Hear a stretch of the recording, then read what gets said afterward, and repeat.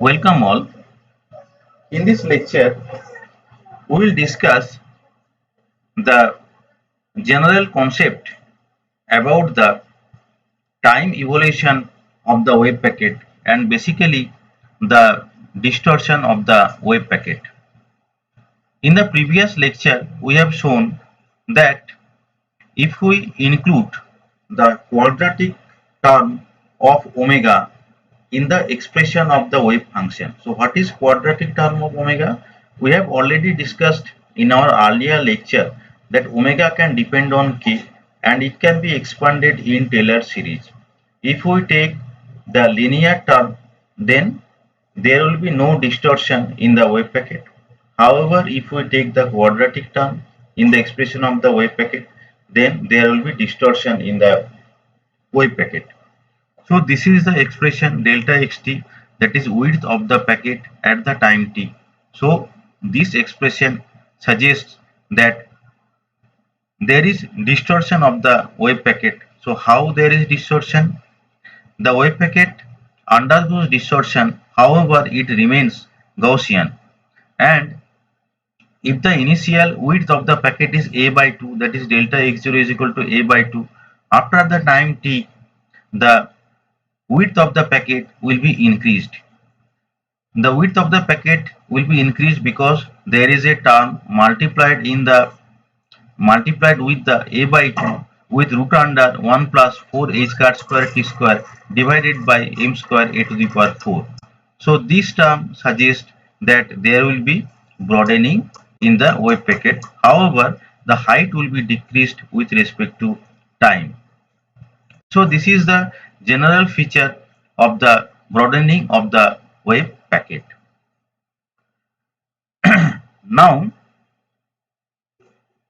let us begin by estimating the time at which the wave packet starts to spread out appreciably. We know the wave packet will spread, but we will estimate the time when the wave packet starts to spread out appreciably. The packet, which is initially narrow, begin to grow out noticeably only when the second term, that is 2h cut t divided by m a square. This is actually square of the 2h cut t by m a square.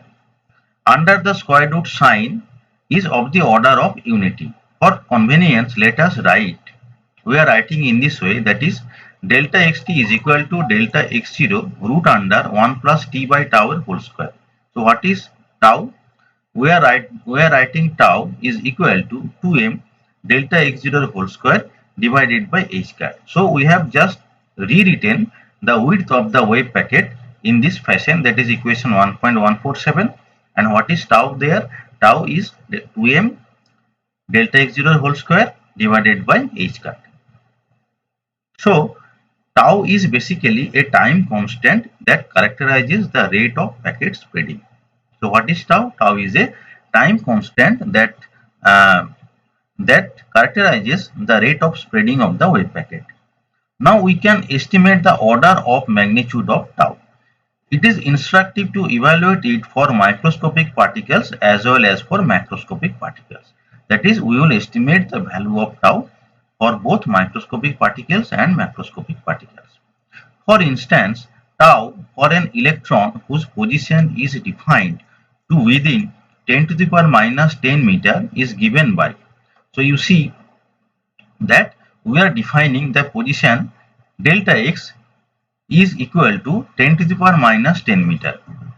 So if the position is delta x0 here, you see equation 1.4148. So here the value of the delta x0 is 10 to the power minus 10. Then what will be the value of tau? So when we calculate the value of the tau, we will use this concept.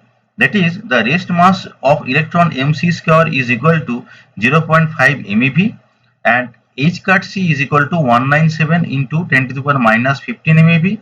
So tau is equal to, we are writing the expression of tau in this way, that is 2mc square into delta x0 whole square divided by h cut c into c. And we know all this expression. So ultimately tau will become 1.7 into 10 to the power minus 16 second. So this is the value of tau. for a microscopic particle like electron. On the other hand, the time constant for a macroscopic particles, say the macroscopic particle is a substance of 1 gram and whose position is defined to within 1 millimeter, is of the order of tau is equal to 2 into 10 to the power 25. So here the mass is 1 gram and the delta x0 is 1 millimeter. So we have calculated in this way. We know the value of h cut is this one. So tau will be just we will simply substitute those expression in SI unit, and ultimately we can show the value of tau for a macroscopic particle of 1 gram object is 2 into 10 to the power 25 second. This crude calculation suggests that the wave packets of microscopic system very quickly undergoes significant growth, as for the packets of macroscopic system they begin to grow out noticeably only after the system has been in motion for an absurdly long time, a order a time of the order of, if not much higher than, the age of the universe itself, which is about 4.7 into 10 to the power 17 second. Because you see the expression here, actually delta xt, that will depend on the value of tau. Okay, now tau is in the denominator, and you see that for microscopic particle we have estimated the value of tau as 10 to the power minus 16, whereas for macroscopic particle the value of tau is this one, that is 2 into 10 to the power 25 second, positive 2 into 10 to the power 25. So what will happen here, the second term is very much negligible for the case of macroscopic particle, because the value of tau is very higher. So ultimately delta xt will become delta x0, unless we have increased the value of t. So if we increase the value of t to a very higher value, that is of the order of age of the universe, then we will see that there is some noticeable change in the width of the wave packet for a macroscopic particle. So in generally we will not see any change of width in case of macroscopic particle, whereas for microscopic particle, as that value of the denominator is very low, so ultimately what will happen, when it will go to the numerator, it will change the value of the, that is root over factor, to a high extent, so that we can observe some change in the wave packet in case of microscopic particle. As an example, we can show you that the width of a 100-gram object increases by an absurdly small factor, or about 10 to the power minus 29. So the increase is 10 to the power minus 29, that means negligible after traveling a distance of 100 meter. But the width of a 25 electron volt electron increases by a factor of 10 to the power 9. You see, this is 10 to the power 9 after traveling the same distance, that is the distance of 100 meter, and in a time of 3.3 into 10 to the power minus 5 second. The time is this one, 3.3 into 10 to the power minus 5 second.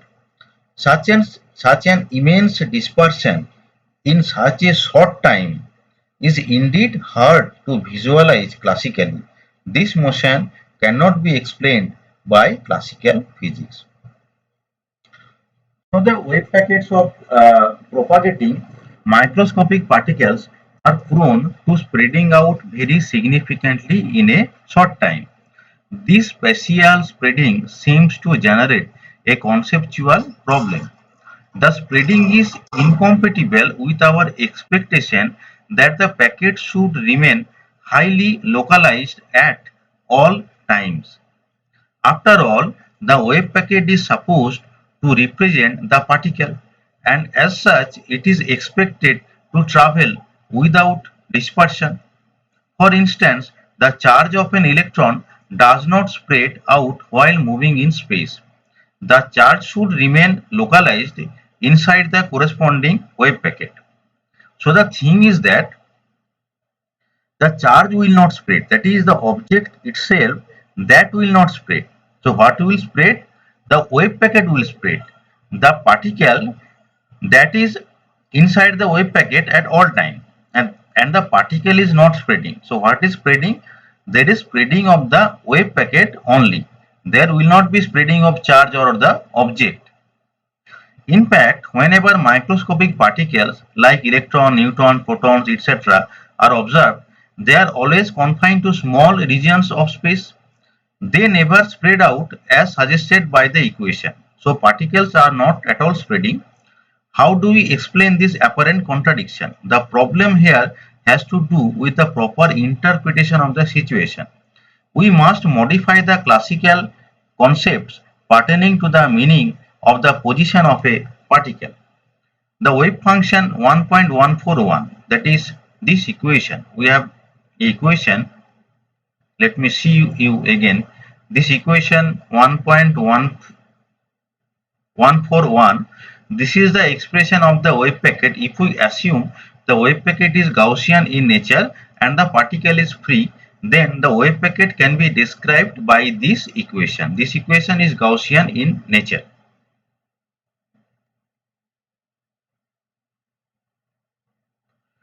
Now, the wave function cannot be identified with a material particle, but this wave function, although there is wave particle duality, but the wave function cannot be identified with a material particle.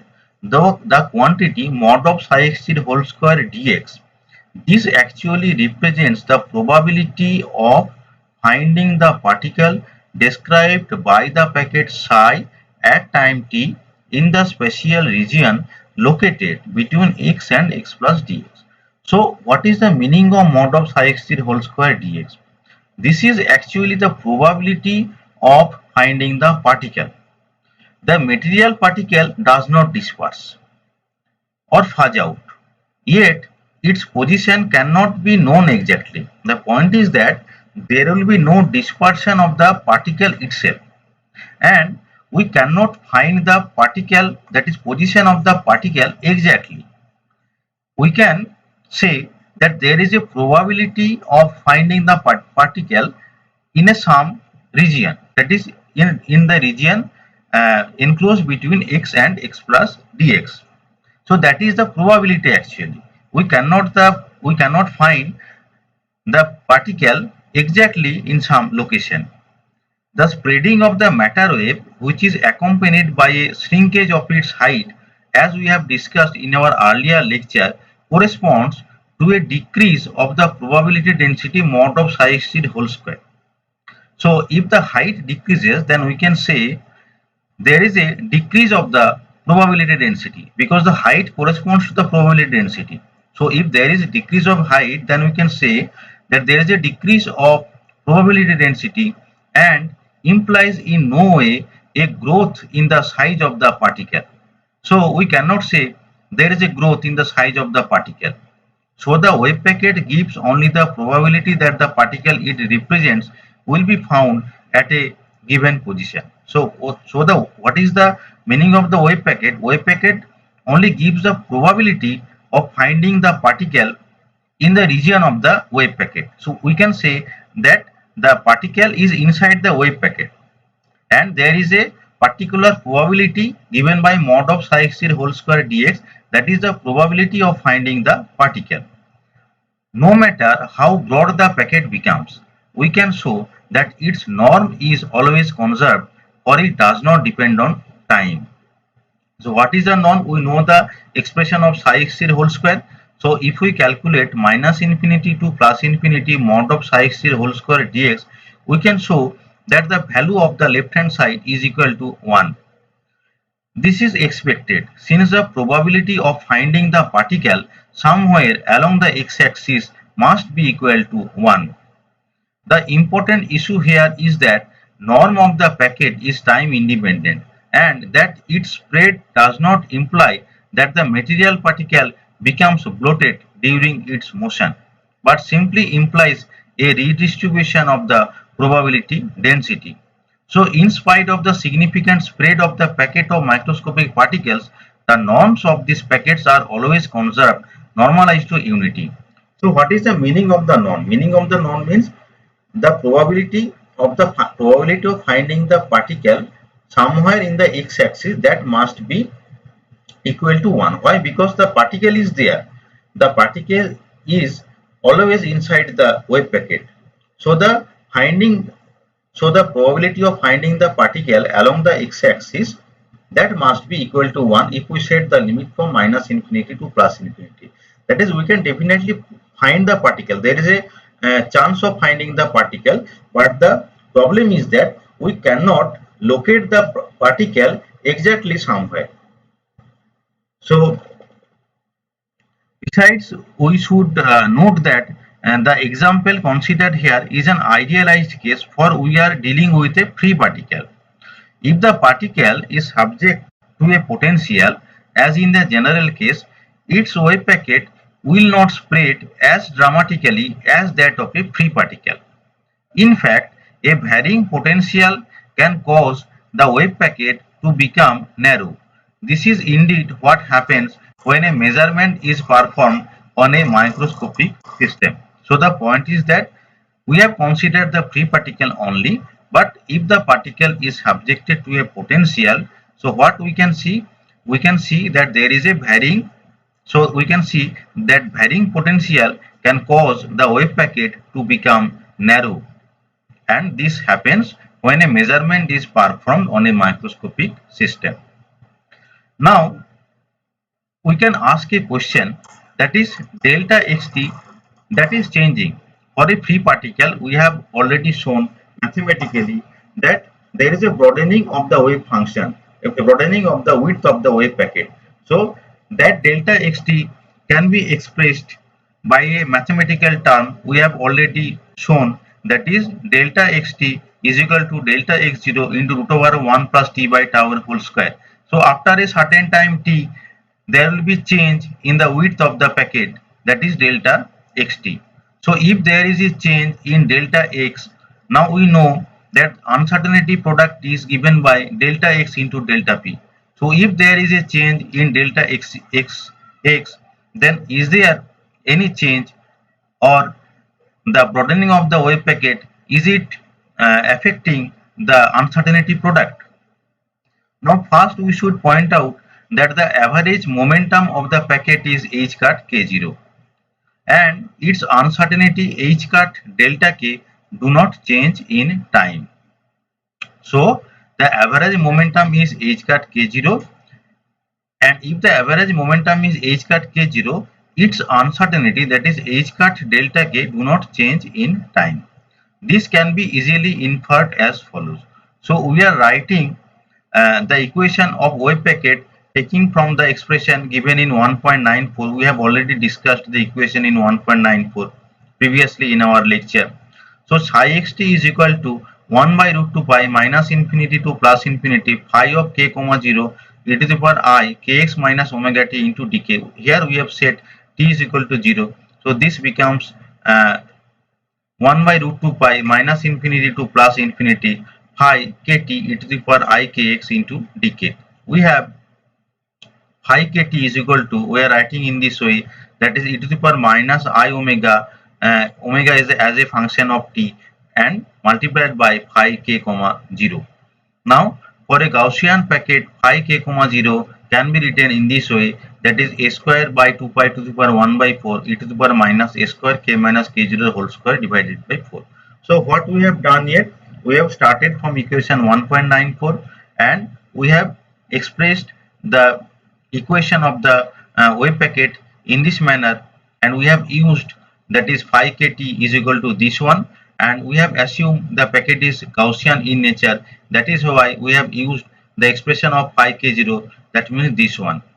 Now this equation, that is phi k comma 0, that is phi kt is equal to some exponential factor into phi k comma 0, that is equation 1.151 suggests if you take mod in the left hand side and right hand side, as the exponential factor is complex in nature, so we can easily show that mod of phi kt whole square is equal to mod of phi k comma 0 whole square. So equation 1.151 suggests that phi k comma t whole square is equal to phi k comma 0 whole square. Now what is phi k comma t? Phi k comma t is the uh, width at the time t and phi k comma 0 is a width at the time t is equal to 0. So this suggests that phi width of the phi k comma t and phi k comma 0 are equal. Hence delta k remains constant and so must the momentum dispersion delta p. So the point is that delta k remains constant and there will not be any momentum dispersion. This is also expected because the momentum of a free particle is a constant of the motion. So if it is a free particle, then momentum of the free particle is a constant of the motion. Since the width of phi k comma 0 is given by delta k is equal to 1 by a. This thing we have already discussed in our earlier lecture, that if the wave packet is Gaussian in nature, then initial width delta k can be written as 1 by a. Now we have that is delta p that is equal to h cut into delta k. So as delta k is equal to 1 by a, so delta p can be given by h cut by a. Now multiplying this relation by equation 1.146, equation 1.146 is actually the expression for the wave packet. This is the expression for the wave packet, and here the width of the wave packet has been expressed. So what we will use, that is in this equation delta xt we will multiply delta p. So delta x into delta p, that is we are going to calculate the uncertainty product. So delta p we have already estimated, that is h cut by a, and the expression of delta x was already given earlier. So after multiplying the expression delta x into delta p, we have obtained this one, that is equation 1.154. Now which shows that delta x into delta p that must be greater than equal to h cut by 2. You see the expression, this is 1 plus something, so its value will be if t is equal to 0, then delta x into delta p will be h cut by 2. But after but if we assume that t is there is a value, particular value of t, then it will be ultimately delta x into delta p that will be greater than h cut by 2. So that is satisfied at all times. Notably, when t is equal to 0, we obtain the lower bound limit, that is delta x 0 into delta p is equal to h cut by 2. This is the uncertainty relation for a stationary Gaussian packet, and as mod of t increases, however, we obtain an inequality, that is delta x into delta p greater than equal to h cut by 2. Having shown that the width of the packet does not disperse in momentum space, let us now study the dispersion of the packet's width in x space. Since delta x0 is equal to a by 2, we can write equation 1.146, that is the expression for the width of the packet. We are writing the expression for the width of the packet in this way. It was the initial expression for the width of the packet. We are rewriting this in this way, that is for a by 2 we have used delta x0, and the second term that has been written in this way. Here in the denominator there is delta x0. Delta x0 means a by 2, and rest of the term we have written in delta x cl. Here cl has been used to describe the classical event, so the second term has been written in this way. Now delta xcl by delta x0 is equal to this one, that is h cut divided by 2m delta x0 whole square t. So the second term has been written in this way, that is you see equation 1.156. Now if we plot, delta xt and delta xclt with respect to t, so the graph will look like this. You see that time evolution of the packets with delta xt is equal to delta x0 root under 1 plus delta xcl divided by delta x0 whole square, and the classical dispersion, that is if we plot delta xclt which was given by h cut t by ma, then the two graphs will look like this. The dotted curve represent delta xt, that is time evolution of the wave packet, and the solid curve is delta x CLT. This is known as the classical dispersion factor. Now for large values of t, delta xt approaches to the classical value delta x CLT, and at t is equal to 0, delta x0 is equal to a by 2. So as shown in the figure, when t is very large, t is plus minus infinity, we have delta xt approaches to delta x CLT. The expression of delta x CLT is given by in equation 1.15c, and we can also write clearly the delta x CLT is equal to h cut t by ma, that is equal to plus minus delta p t by m, that is equal to plus minus delta v into t, where delta v is equal to h cut by ma. Delta xt is delta v is equal to h cut by ma, that represents the dispersion in velocity. Delta v is equal to h cut by ma, that represents the dispersion in velocity, and delta xcl is the classical dispersion of the position or the width of the packet. This means that if a particle starts initially at t equal to 0 at x is equal to 0 with a velocity dispersion equal to delta v, then delta v will remain constant, but the dispersion of the particle's position will increase linearly with time, because delta xcl is equal to h cut t divided by ma. You see equation 1.157. You see that delta xcl, that we can write as h cut t divided by ma. It means that there is a dispersion in the delta xcl, but delta v, that is actually constant. So the point is that if delta xcl divided by delta x0 is less than 1, that means you see the second term. If this second term is very less than 1, the spreading of the wave packet is negligible, because it is easy to understand. So this is not contributing anything. If the value of the second term is very less than 1, the spreading of the wave packet is negligible. On the other hand, if the value of the second term is very greater than 1, the wave packet will definitely spread out without bound. So this is the condition for spreading of the wave packet, which is determined by the value of the second term. We should highlight that this level the importance of the classical limit given by equation 1.154. Equation 1.154 is this one. So in the limit h cut tends to 0, you see this equation again. There is a term h cut here. So what we are saying, that in the limit h cut tends to 0, the product delta x into delta p goes to 0, because in the right hand side you see it again. In the left side this is the uncertainty product, and in the right side if you set h cut is equal to 0, then what will happen? The delta x into delta p, that will be 0. This means that the x and p uncertainties become negligible. That is, in the classical limit, the wave packet will propagate without any spreading. In this case, the center of the wave packet moves like a free particle that obeys the laws of classical mechanics. The spread of wave packets is thus a purely quantum effect. So when h cut tends to 0, all quantum effect, the spread of the packet disappear. So h cut tends to 0 is the classical limit, and at that time the quantum effect disappears. So this is the significance of regarding the spreading of the wave packet. Thank you all for listening the lecture.